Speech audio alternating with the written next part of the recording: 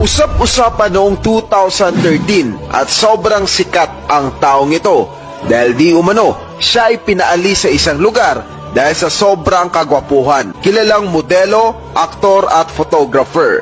Siya ay pinanganak sa Baghdad at lumaki sa Dubai at kalaunan ay lumipat sa Vancouver. Sa kasalukuyan siya ay 31 years old.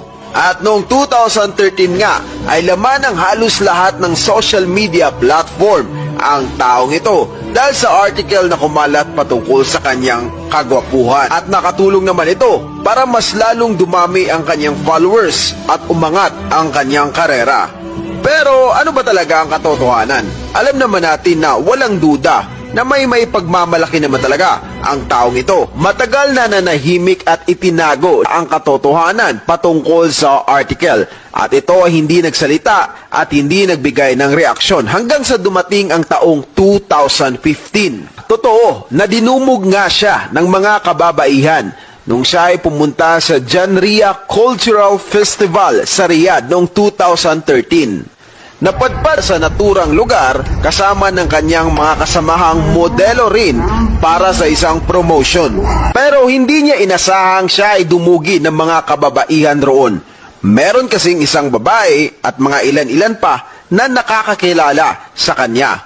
Lumapit ang mga ito sa kanya para magpa-picture at magpa-autograph.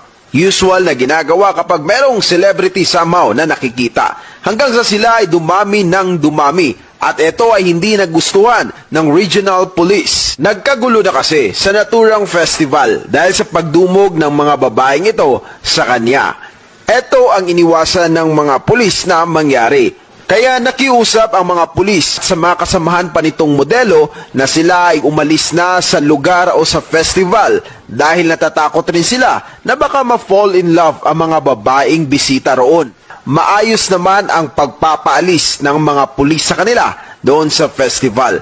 Pero nilinaw niya na hindi sila pinadeport o pinaalis sa lugar o sa bansang iyon, kundi pinaalis lamang sa festival. At kalaunan rin ay nagsabi ang otoridad sa naturang lugar na walang kinalaman ang kanilang pagiging gwapo kung bakit sila pinaalis sa festival. At kung ikaw naman ang tatanungin, Evager, ilang porsyento kaya ang chance